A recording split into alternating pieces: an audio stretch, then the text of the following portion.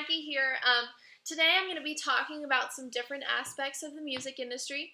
This first video is going to be on different aspects of songwriting.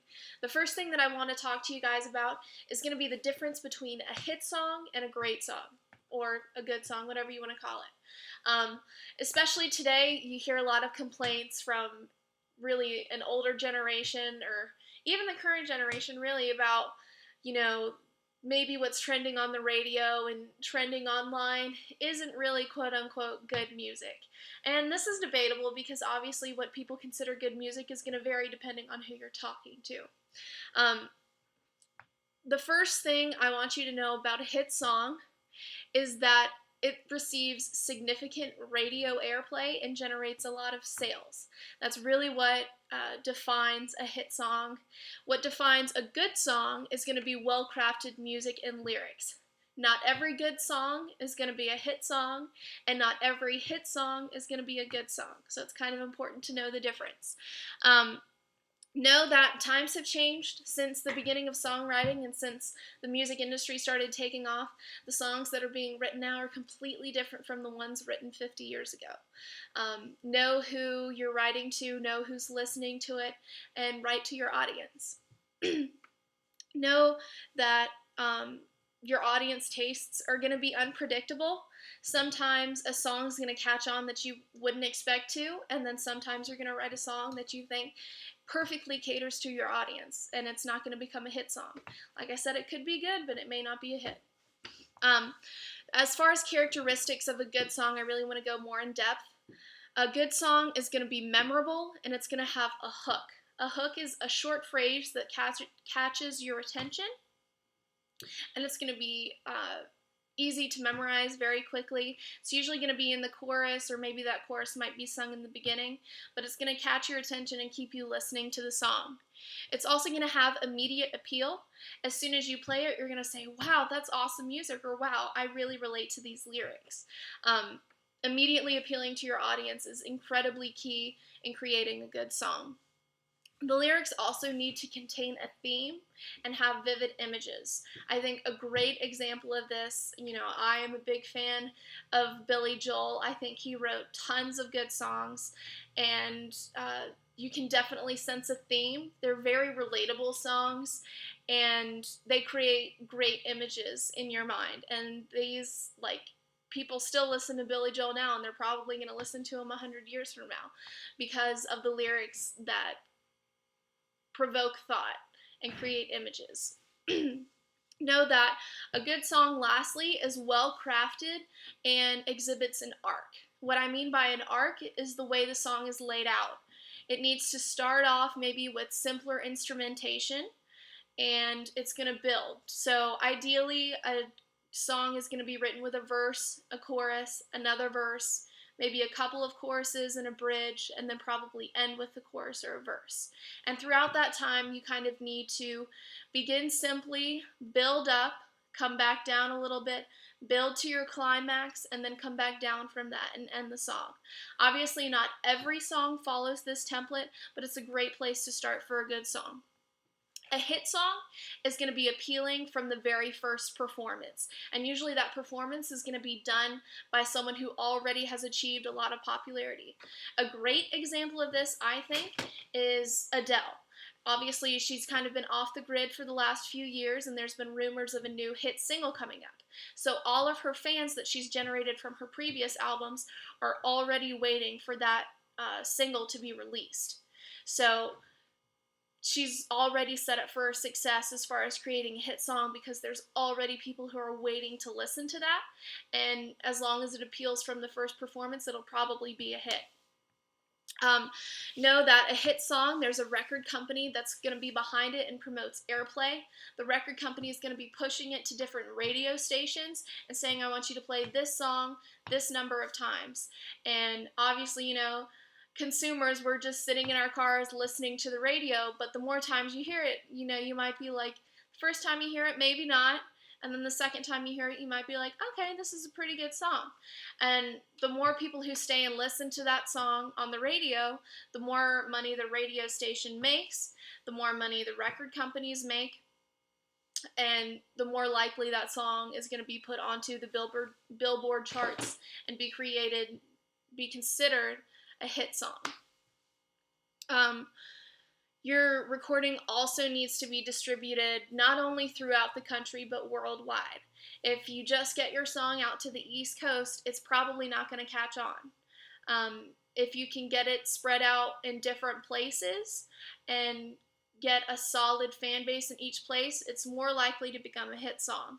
A lot of artists may have started out in Europe. Like One Direction, I think that they started on Britain's Got Talent or something like that, and now they're incredibly famous in the US. So that their music has been developed into hit songs because of their record companies who distributed their music not only in the UK but also in the United States and worldwide. Next, I want to talk about common mistakes that people make when trying to be commercially successful as far as songwriting. One of the first mistakes that people make is with the length. No one wants to listen to a song that is longer than 5 minutes, especially not radio stations. They're not going to pay to waste 5 minutes out of an hour for your song to play, or definitely aren't going to waste 10 minutes. So you really don't want your song to be any longer than 5. Closer to 3 is going to be a better ballpark for how long you want your video to be, or your song to be. Your song also needs to have a short intro, and what I mean by that is less than 8 bars, less than 10 seconds.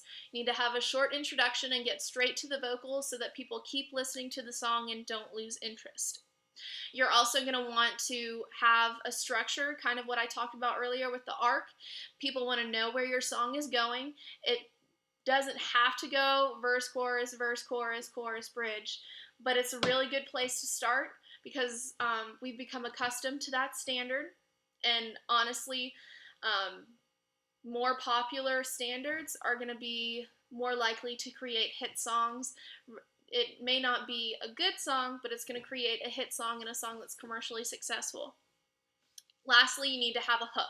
I talked a little bit about this earlier, but it's really important, especially as far as radio airplay, because people want to hear that hook. They want something that's quick to memorize, something that they can sing along to, and something that they can dance to, something that people are singing all day and makes them want to go back and listen to your song again. A hook is incredibly important in creating a commercially successful song.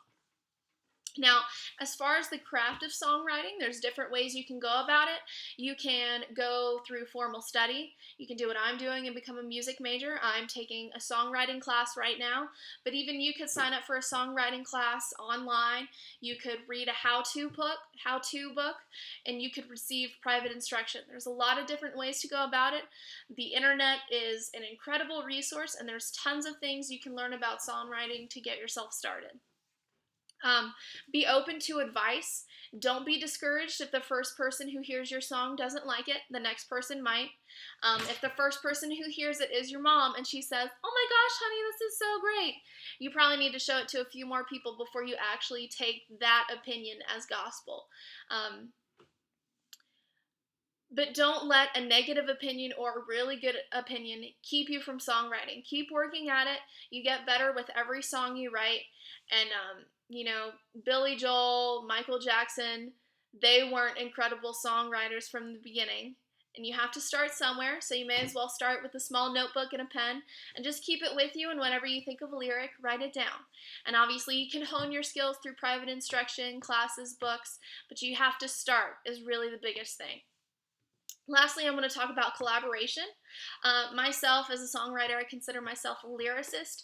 I'm not so great with coming up with the music.